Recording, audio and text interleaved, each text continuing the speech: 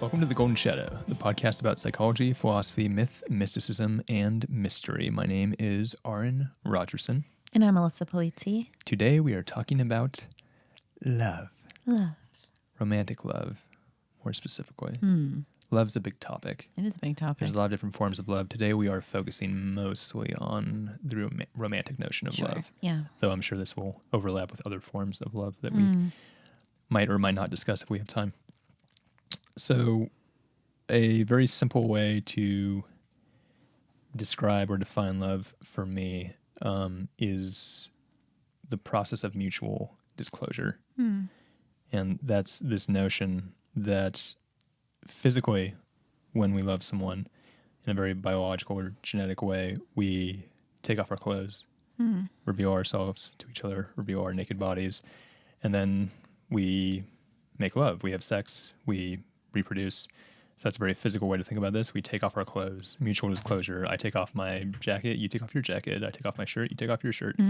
But there's also an emotional and spiritual form of this, which is that we are always surrounded by barriers, emotional barriers or psychological barriers, things that we keep up to protect ourselves, shields that protect us from other people. Yeah.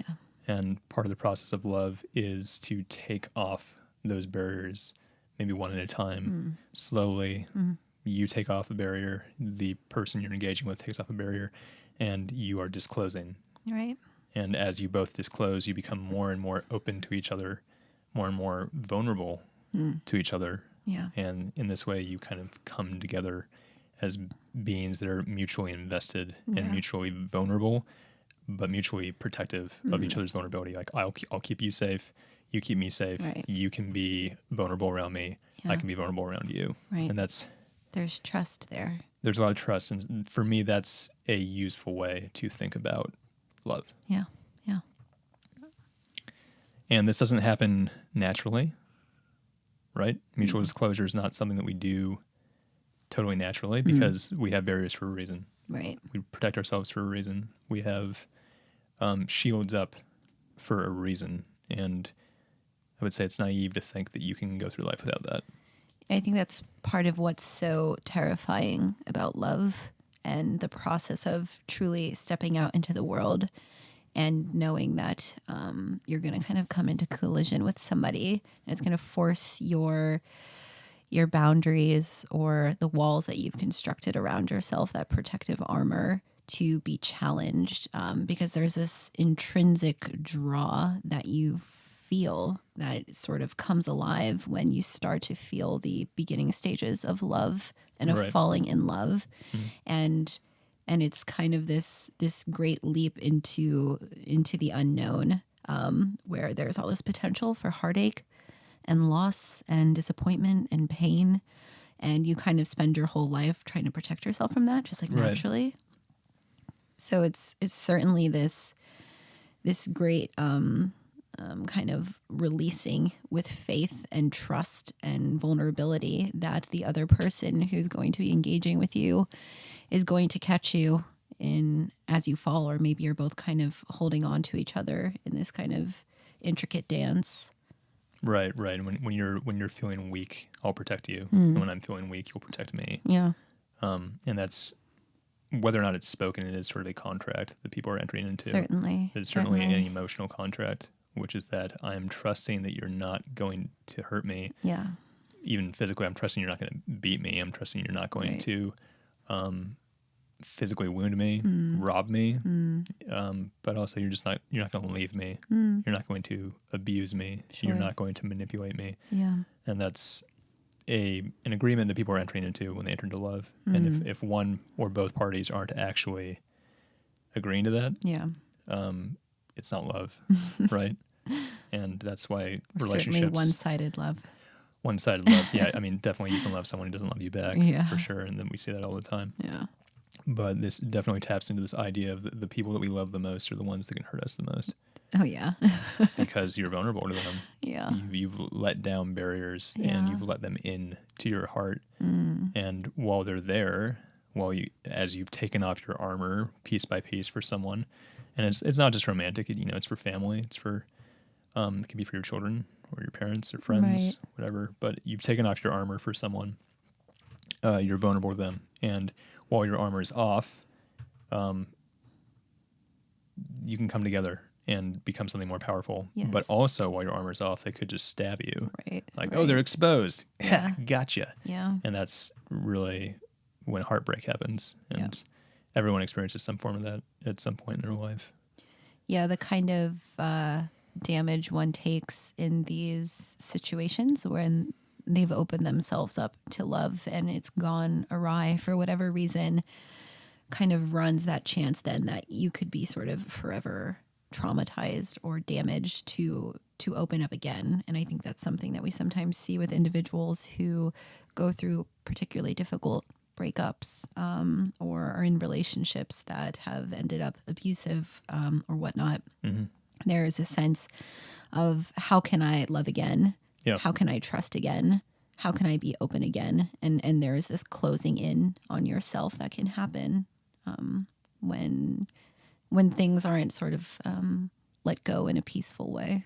Right, right. So last time I took my armor off, someone stabbed me. Right. And I'm not taking my armor off again. Yeah, And yeah. in fact, I'm going to put on more and Yeah, more yeah, armor. more And now armor. I will be impervious. No one will ever hurt me again. Yeah. But as we know, you'll never love if you are always putting on more and more Right. pieces of armor. And the sort of sad and difficult and complicated thing about that is someone who's living that reality might not just stay alone in their bunker, walled up away from the world. They may still desire to connect to other people and give the Right. appearance of love and connection when in reality, they just don't have it in them.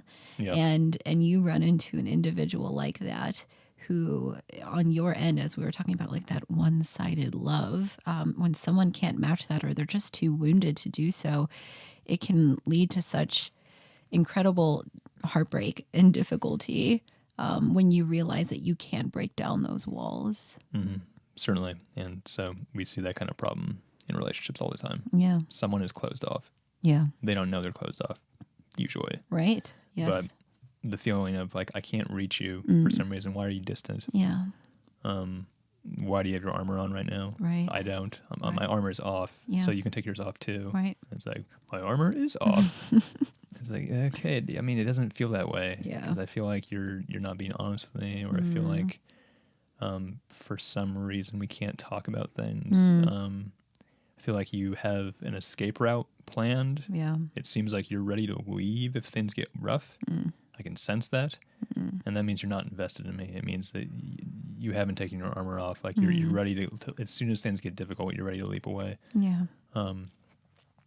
And relationships, it's really hard to find that balance of people being equally vulnerable or equally invested in each other. Yeah. And even striving for total equality is kind of a losing game. Sure. It's always sort of more messy than that. But the contract agreed upon, which is that no matter what, I will protect you, and no matter what, you'll protect me. Yeah. That makes things simple. And that's, historically what marriage was evolved to do in the first place, was to kind of enforce this contract, this love contract. Yeah. And have some level of assurance that what you're engaging in is has like a sustainability, that a legacy can be built around, a foundation can be built around it, and if there's kind of the sense or the feeling that that could disappear at any moment, it's really quite hard to ground into life and build something from it. Right. So another way that I think is useful to think about romantic love is the merging. Right, this image of two people becoming one person. Yeah. And I know that it's important for people to sort of maintain their own lives in some sense and maintain their own individuality. Sure. And we have a very individualistic culture where it's like, be your own person. Like, don't Right. just be consumed by the relationship. Don't be Sure. consumed by your partner. But I think it's true. I think it's undeniable that romantic love is a merging. Yeah. There's, again, the physical merging, which is like intercourse, sex. It's like Right. you're kind of physically penetrating each other in some sense. There's the merging of the child, which is a combination of you. You guys merge and you produce something that is a combination. Yeah. There's that kind of physical merging. But there's also the merging of your material lives, your finances, Sure. your living space, Yeah. your communities, your friends. Yeah. It all kind of comes together. Mm. But what's the least intuitive and what I think is often ignored is that romantic love is also a merging of your emotional worlds. Yeah. That someone's trauma will become your trauma if you're entering into a romantic relationship with them. Right. And if there's any sense from you that you would not want someone's trauma to become your trauma, Yeah. like the idea of merging with someone else, if that's like, no, I wouldn't want her to be in me. I would not Yeah. want her hangups and her weird emotional stuff to be my weird emotional stuff. I Right. wouldn't want her trauma to be my trauma. Yeah. It's like, you're not prepared for love then. Well, and we often think about when we're going to enter into a partnership like this, like, am I ready to take on the debts of my fiance? You know, Right, yeah. and the literal debts. I mean, Yeah, like the yeah. financial debts, and the credit card debts, and they need to pay off their car and their student loans, and it's like, okay, we can make this work. It's like we actually have a conversation about that, but we don't necessarily have the conversation around the emotional exchange and the emotional debts and the traumas that come with life and Yeah. that we exchange and that kind of intermingle as we enter into relationship with each other. And that is really a good marker of have you found the right person, or are you in the right state of mind to be open to a truly deep, vulnerable, loving relationship? Because if you aren't able to kind of sit with the debts of another individual and want to take it on to figure it out, you certainly should be questioning if this is the right time for you to be in a relationship. Certainly. So, what can be gained from relationships is something that cannot be gained alone. Yeah. And this is another important point, is that we're really creatures that are designed to be social in a tribal sense. I mean, that's clear. Like being solitary is strange Right. for human beings. Yeah. And even though a lot of us are a lot more isolated and solitary than we have been in the past, I think, it's really unnatural and really unhealthy. And so romantic relationships, partnerships are very powerful in helping you become more whole, Yeah. more Yeah. complete. Yes, we long for wholeness. We seek wholeness, and part of that work is being done on the individual's level of your unconscious, you may say, sort of driving you towards understanding the parts of yourself that you're not aware of. But that wholeness that one is seeking ultimately cannot fully be accomplished alone and must be done through relation to another individual. It's really only through that process that we truly get to see all these parts of ourself, and also all of the things that life really has to offer. Right. So we've alluded to this in previous podcasts, but the idea that other people especially people that really care about you a lot, can serve as mirrors Yeah. for which you bounce yourself off. Yes. And you get to see yourself externalized. Yes. So if you have a strange vice that is manifesting, if you're close to people that can actually demonstrate that, like, you're kind of falling off the path a little bit, or your behavior is a little off and you need to think about it, or even a little more concretely, if you just have ideas or questions, you can ask friends and they can let you know what they think. And other people serve as an externalization of ourselves. Yeah. And we bounce off each other. Yes. And with this, hopefully, together we all stay more balanced, ideally at least. But this is definitely true for a romantic relationship. Right. Is that the other person, you're bouncing off each other, Yeah. and you are merging.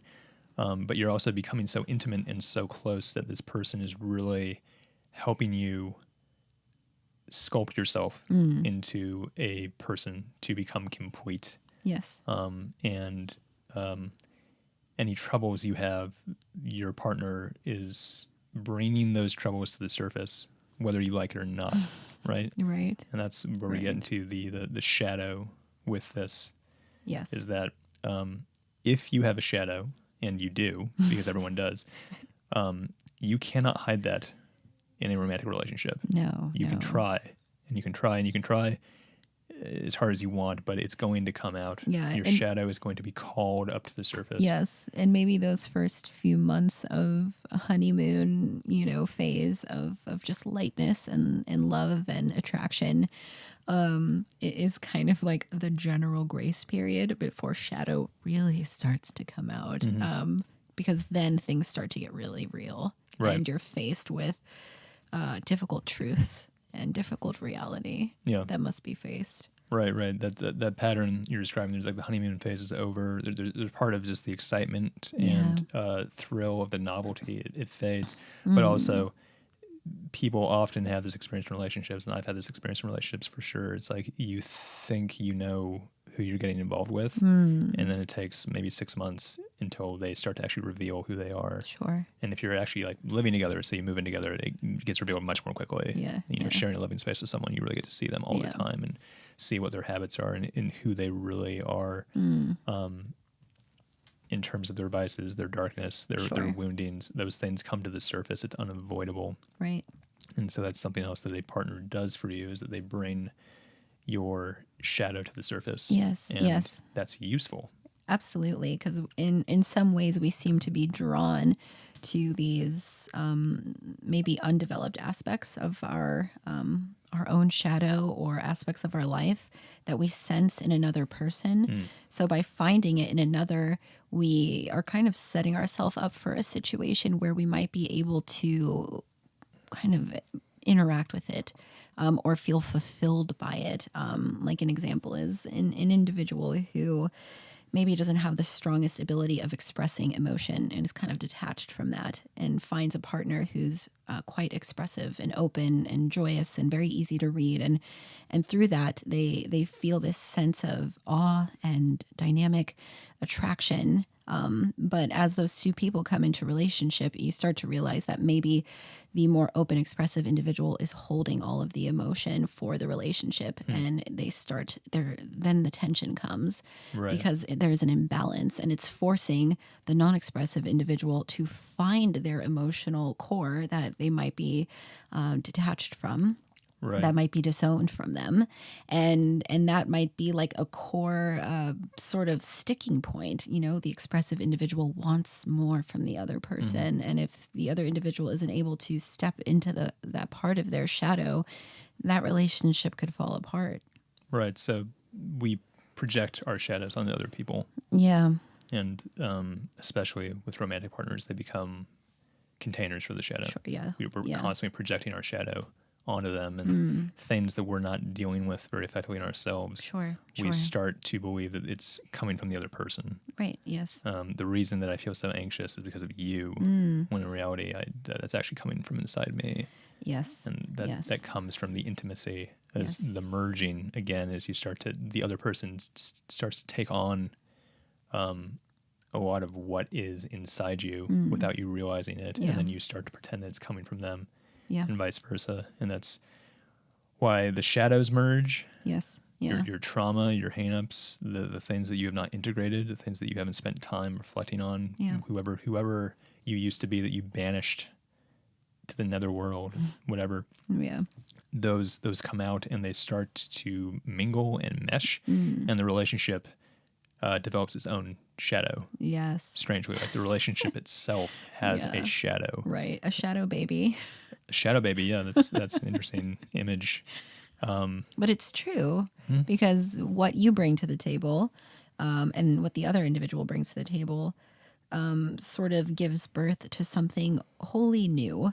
And we actually see this kind of emergent shadow property in families, which is like collective shadow aspects that are coming together.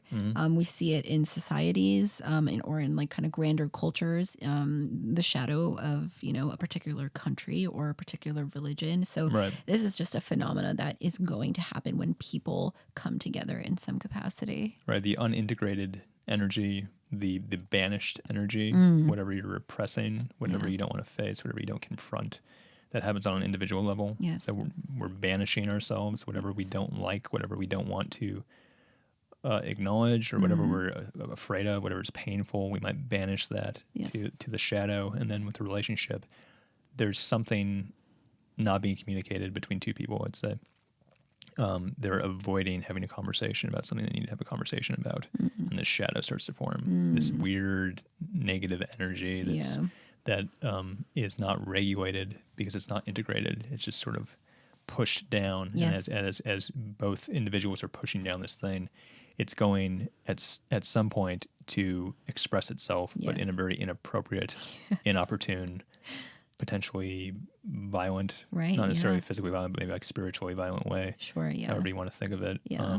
So it's important, as we've said, just as much as it's important for you to integrate your own shadow and to really try to confront that banished part of you, the relationships have to do the same thing together. And that's complicated. Two people makes it more complex. Absolutely. But this is the container of projection, of shadow exploration, of truly getting to know parts of ourselves that is it's just too difficult to see on our own. You know, as I was mentioning earlier, you know, if we're seeking wholeness, if we're seeking balance, and true integration of our experience and our being, and finding those lost parts of ourself, both dark and light, then we must come into relation with another. And through that process, we are going to have to face a whole new beast and a whole new set of trials that feels at times cataclysmic, and at times impossible. And it's through fighting through that hellfire that you actually emerge stronger. It's like consciousness rises, you become more aware, you see the world different, you see other people differently, you come to appreciate your partner in this wholly new dynamic way. And it's only by holding the tension of the shadow or the issues that are very aware and conscious, that one truly can step into this emergent being, because it's kind of impossible to do alone. Right. So that's the golden shadow of the relationship, right? Yeah. There's all this potential. Yeah. Again, the idea that your partner can bring you into personhood, Yes. help you sculpt yourself into who you're meant to be. Right. And maybe your relationship doesn't work out and you guys split up, but still, it's likely you've learned a lot. Yes. It's likely you've developed a lot as a person. Yeah. You've been through some hardship and suffering, and you've developed a lot of good strategies of how to deal with that. You've come to understand other people and how they function in all kinds of ways with partners. And you've come to understand how you function. You've come to understand what you like and what you don't like, what makes you comfortable and what doesn't. You've discovered yourself sexually in some ways through a relationship. Yeah. You've discovered how other people work sexually. There's all kinds of things happening with a partner that you cannot discover on your own, and that's the golden shadow of the relationship. Yeah. Bringing to the surface all these parts of you that have not been properly integrated, and through the partnership, through the loving romantic relationship, you become more complete. Yes. Yeah. It's merging of opposite energies, of opposing forces, because it's you and I. You know, we're as similar as someone might be to you. There's always going to be this difference, and not literally because I'm in one body and you're in another, but that there's qualities that we have to come to terms with, dynamics that don't quite fit into the way that we would. It just brings a sense of hardship and challenge, and a view that we couldn't have possibly gained from our own subjective eyesight and viewpoint.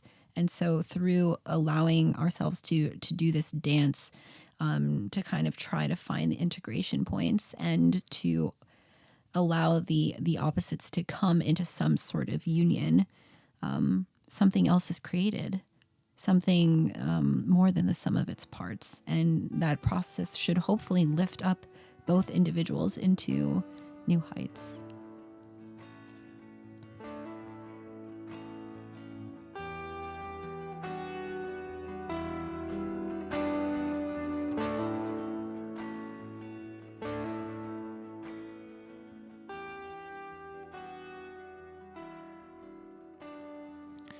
Okay, we're going to take a look at some tarot cards and some archetype cards. and try to explore some of the themes of love contained within these decks. Love is obviously archetypal, if not the most archetypal thing about human experience in some sense. So the first card from the tarot deck that we're going to explore is card number 6, the Lovers. The Lovers. The imagery on this card is sort of a reference to Adam and Eve. Yes. Two naked people, one male, one female. There's a tree with a serpent on it in the background. There's another tree that appears to have little flames coming out of it on the branches.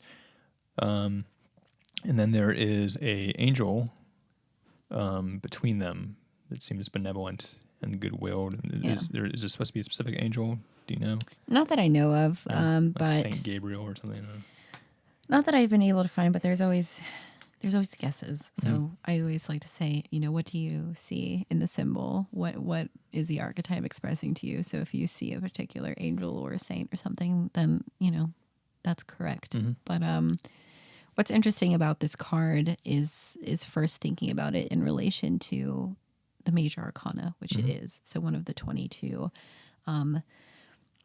grander, deeper, mysterious lessons that we're all kind of moving through, these large archetypal patterns. And so nested within this card is dimensions of possible meaning and experience. But in the broad strokes, we're looking at union and love and relationship and what happens when we come into relationship, how it shapes us, what it teaches us, how it destroys us and builds us back up again. We're not necessarily looking at this one time when you dated someone and it didn't go right. It's like, maybe that's kind of nested somewhere within it. But when we pull a major arcana, we think about the grand power of the archetype itself. And so here we have, as you express, this imagery of Adam and Eve. We have the tree of knowledge behind her, and to the right is like the tree of life behind Adam. Right. And there's kind of the sense of what's being brought up here is the power of the union, the merging of the two opposing elements coming into harmony and coming into balance, and what happens when these forces kind of clash into each other. And so it's expressing deep, powerful relationship and love and romantic attraction and depth of human connection. But also this card in its more subtle forms speaks to how it shapes you as an individual. And we kind of touched on this a little while ago, what happens when we date and we come into relation with others and we start to figure out what we like and what we don't like and what works for us and what doesn't, and what we need and what we don't need, and teaches us our boundaries. And I see this card come up sometimes really showcasing that for an individual. Okay.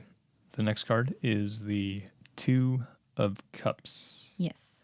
This card shows a man and a woman coming together.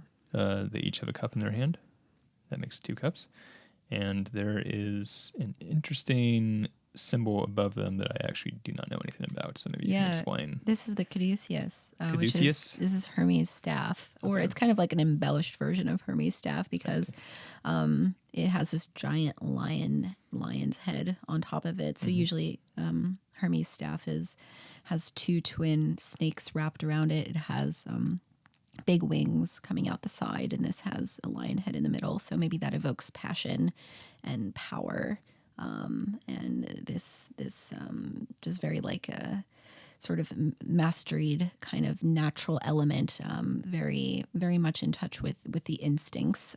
So between the two individuals who are offering the cup, which represents emotions and heartfelt experiences, in the tarot, we're diving into the watery element with cups. So it's all about connection to other people and how it affects us. Right, the more unconscious feeling world, but relationships, specifically the kind of love energy that flows through us quite naturally, that really makes us who we are. Yeah. And this card is tapping into handing a cup to each other, just for a sense, here are the contents of my heart or my soul, and they're for you, maybe to keep safe, maybe to drink, something like that. But there's sort of an exchange of like, I'm becoming you and you're becoming me. Yeah. We're merging. We're entering into some sort of agreement or contract where we're becoming one heart, one soul. Yes. Yeah. They each have a cup extended to the other. They're facing each other kind of face to face. So it's a very engaging image that is meant to call to your attention what can happen when one is willing to enter into partnership and relationship in this way. And it, of course, really brings to mind romantic love. It can be a little bit more platonic. It can sort of express very powerful relationships that don't have that romantic element to it, but it's something that's drawing the individual into something much deeper, something much more powerful. And we can kind of think of the symbol of the caduceus in a few ways, both that Hermes represented commerce and exchange. So in that way, he's actually kind of like that patron god of allowing things to flow. Yep. And move in society in a way that actually works. But there's also kind of Hermes as psychopomp, which is this idea that he kind of is a leading you into the deeper parts of your spirit and soul. And so representative of what happens when we allow ourselves to be taken into the unconscious realm or into these deeper parts of our being that comes through entering into relationship with people. It's often sort of thought of that, we see in another these parts of ourself that will bring wholeness and parts of our being that actually awaken things within us that we didn't know was there. And so, your partner in a way is acting as that psychopomp. They're taking you to the places you didn't know that you could go. Yeah. That you didn't know that you could go to. And it's through that, through their inspiration, through their love, through their challenge, whatever it might be, that they take you to these parts of yourself that are sort of waiting to come into existence. All right, moving on to the archetype cards. As a reminder, these are archetypes on each card, and they have a light side and a shadow side that is supposed to reflect, in some sense, a virtue version of this archetype and a vice version of this archetype. So the first is lover. The light attributes of the lover archetype are great passion and devotion, unbridled appreciation of someone or something. Okay. Yeah. So passion. Yeah. It's really what it's an awakening. evoking. Awakening. As I was kind of mentioning before. Sure. Yeah, the heart opening up to a new world, to a new energy, coming into yourself in some way through this passion. Yeah. That really makes us what we are, makes us alive. Yeah, to have lived and never loved is to truly sort of not to experience the depth of human potential, I think. Right.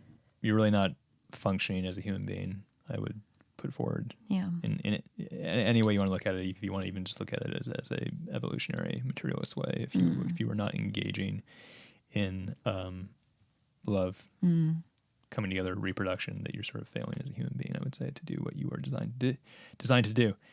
Let's say the shadow attribute of this card is obsessive passion that harms others. Sure. Or self-destructive devotion. Sure. Where passion is unbridled, or immature, or not checked by one's ability to know their own limits or to respect the boundaries and limits of others. Right.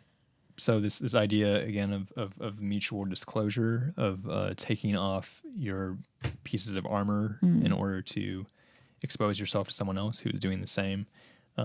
A way to do that wrong is to just throw all your armor off and not check to see if the other person is doing the same. Yeah. And just be like, I am yours. Right.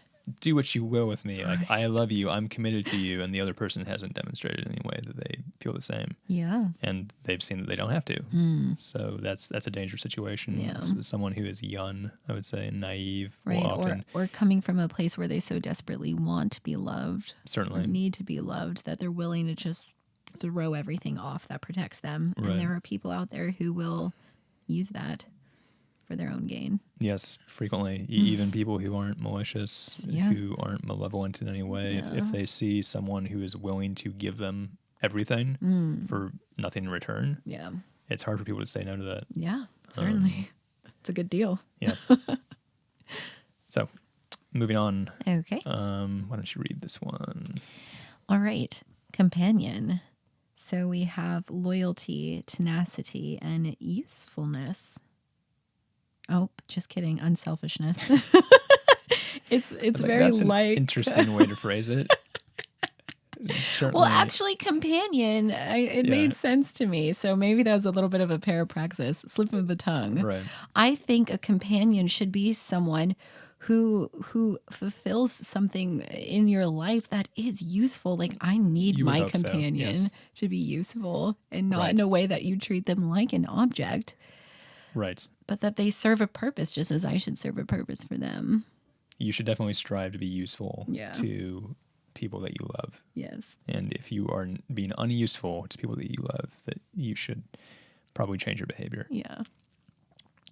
So loyalty and tenacity, just sticking with the individual. Yeah, that's the contract. Yeah, the commitment. that's the contract. If you're entering into the love world, you are hopefully expressing loyalty and devotion and saying, I will commit to this thing we're building together, the relationship, and I will be diligent and treat it with respect, and I'll show up on time and I'll put in the work Yeah. and I'll be very useful.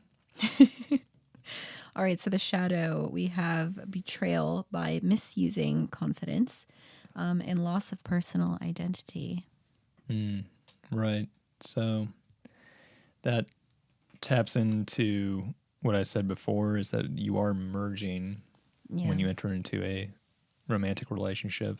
And we often view the idea of losing yourself to be a bad thing. And I think there's always a balance here, Yeah. right? You should not completely forget who you are in favor of your partner Yeah. or in favor of the relationship. There's a balance. Yes. At the same time, you can't insist that you somehow maintain total identity and independence and Yeah. still have a romantic relationship that's really going to work Yeah. very Definitely. well. So you definitely don't want to lose your personal identity within a relationship. The idea is that your identity will actually be augmented and strengthened. strengthened and Yes. amplified, and Amplified. you will become who you are meant to be Yes. in conjunction with someone else Yes. who is hopefully achieving the same. The betrayal aspect of companion, obviously, betrayal is one of the worst things that someone can experience. Yeah. Is when someone that they trusted and loved does something terrible to them. That's why betrayal ignites within us such a strong urge for revenge and often violent revenge. Right. And that's why that's a real thing that happens all the time, is when Yeah. lovers betray Yeah. their partners, they often will just murder them. Yeah. And, Yeah. well, Crimes of maybe not passion. often, but crimes of passion. So betrayal is Yeah. certainly a shadow side of entering into companionship. Yeah. All right, one more. This is the virgin archetype. The light attributes of the virgin are maintaining symbolic purity of heart and spirit. Yeah. Not necessarily purely symbolic, I would say. Sure. It depends what you mean. There's definitely virgins in the literal sense Yeah. where you have not had sex yet. But this notion of someone who is refraining from entering into the romantic realm, possibly for good reason, but Sure. To remain pure. And this idea that romance, relationships, any relationship at all, Yeah. is messy. Yeah. It's always messy. And it's always simpler, you might say, to just be alone. Sure. Or to refrain from getting deep with anyone, or refrain from taking off your armor, Sure. for instance. I think also what comes to mind for me is the idea of being within that archetypal space until you've really found what feels right, and there's not necessarily a need to jump into a relationship to figure things out or to play that game. That something much more deeper is calling you to hold back, and that doesn't mean like, "Ugh, you're just a prude." It could just be some inner knowing that makes you refrain, and then maybe when the timing is right, that steps aside. You're done with that, and you step into another archetypal framework. Right. There's a balance, of course. Yeah. Is you can, even just the idea of spending time alone. Solitude is good. Certainly. Independence is good. Yeah. Being comfortable with yourself is good. Yeah. Abstinence can be good, Sure. depending on what we're talking about. But there is a right time, a balanced time for you to enter into a relationship with someone. Yeah. And it might not be now. It might be later. If you've ended a relationship recently and you've decided that you want to be single for a long time to heal and work on yourself and reorient your life to where it needs to go, you might be practicing being a virgin again, Right. in some sense. And when the time is right, you'll be ready to enter into the romantic love exchange Yeah. at the right time. Mm-hmm.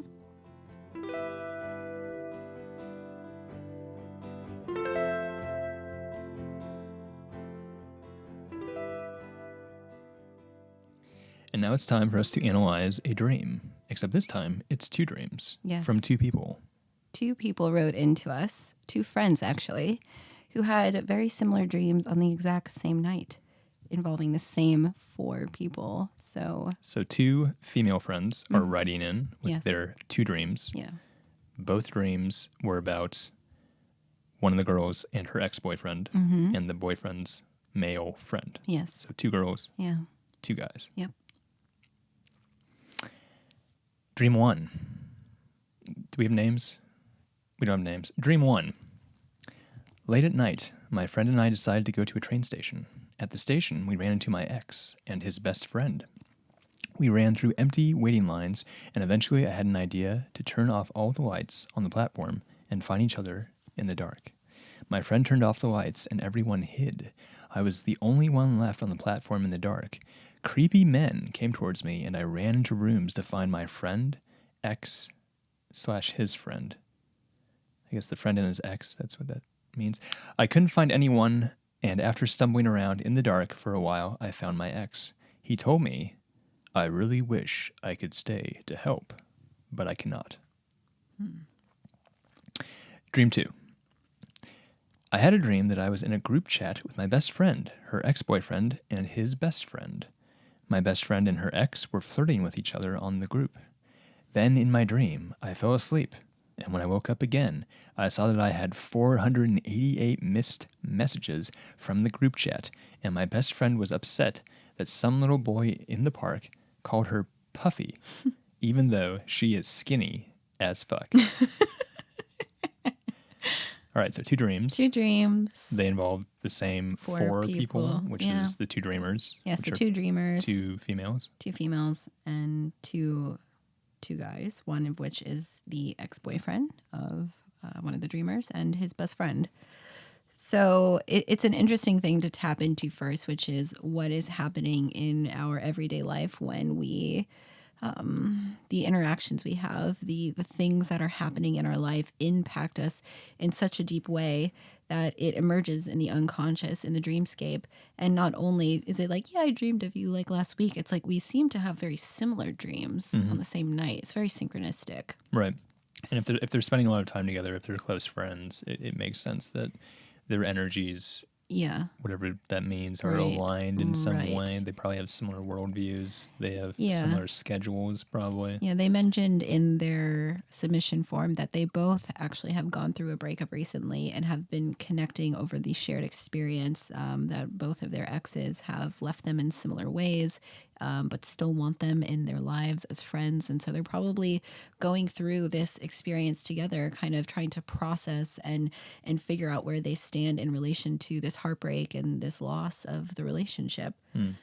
So for the first dream, some of the things that came to mind for me is that they were at a train station. So I'm thinking a lot about places of departure and Certainly. arrival, Yeah. movement. Often like these kind of modes of transportations can really represent someone's agency or lack of agency. Right. And I always like to ask, what is the vehicle that's at play here? Is it a Mm-hmm. car? Are you driving it? Someone else driving it? If it's a train, often someone else is at the wheel or at the train control station. So, anyways, However you make trains go. yeah, however they go. So, so we're exploring some ideas of maybe, especially because she was dumped, this Right. feeling of not having control. Right. I think that platforms are also interesting compared to like a car, for instance, because Yes. platforms are definitely places where people say bye to each other. Yeah. Yes. Right. There's the Yes. arrival, and it's like reuniting with Right. people who are waiting for you. Yeah. And then there's, I don't know what's more stereotypical in movies than like a train departure Right. where someone's on the train like waving out the window like bye, and Yeah. the like the lover is running after her like, wait, I forgot to give you like this letter. Like Yeah. that's so common. Right. So this idea of leaving each other Yes. or separating Yes. for a long period of time, perhaps. Yeah. Maybe forever. Yeah. In her form, she also mentioned that when the lights go off and they go into the dark, that she felt a sense of panic, that the dream shifted from being one of excitement and fun, of running around, interacting, the four of them, to suddenly strangeness, panic, creepy, weird men who are chasing after her. And there's a sense of wanting to find those three other individuals. And we can think about that exploration of one venturing into the shadows now of their experience and what's coming up in this place of pain and difficulty after losing the relationship is often your energy kind of regresses. It goes back into you. You don't feel full of life. You're not happy. You can be depressed. It's like, what are you facing now in the darkness? Yeah. What fears, what's kind of being brought up into your consciousness, and having that show up in the dreams is something that I would ask the dreamer to consider more of what they're kind of grappling with.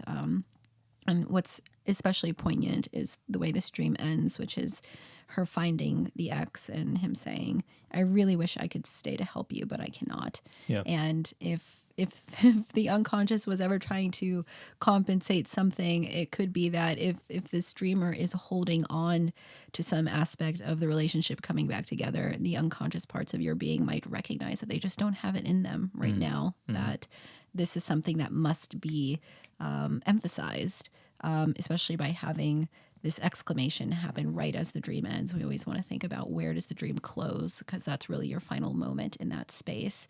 So I'm not sure how the dreamer is dealing with this, but if there's a sense of wanting to return back to that place, the unconscious might be really asking them to reevaluate and look at both their shadow and also where that partner is at and why they left them in the first place. Right.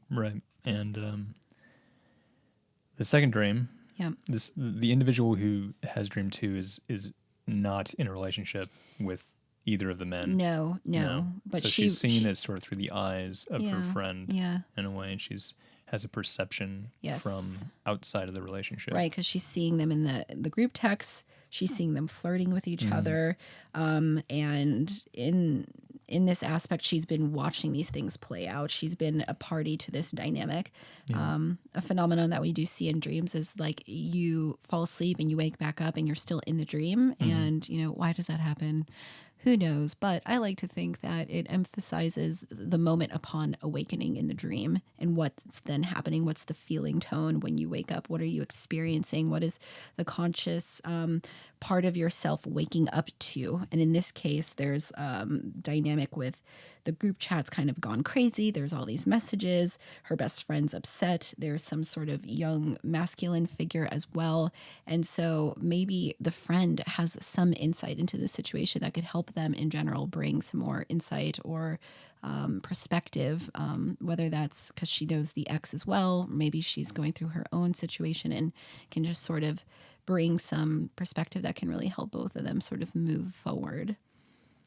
The fact that the dreamer has this impression of falling asleep and then missing out on a lot of things that have happened in the group chat. So she says she has 488 missed messages from the group chat that evokes some notion of perhaps concern for her friend, that there's things happening that she's unaware of. Yeah. Or if she, again, stops paying attention, that her friend and the ex are going to get into a bad situation, or that she's not participating in a way that she would like to. She feels sort of a lack of agency, perhaps. Yeah. Yeah, I would say the things that I would contemplate is what is going on under the surface here with these relationship dynamics between her best friend and the ex. For her, the second dreamer as well. What are you picking up on? How is this affecting you?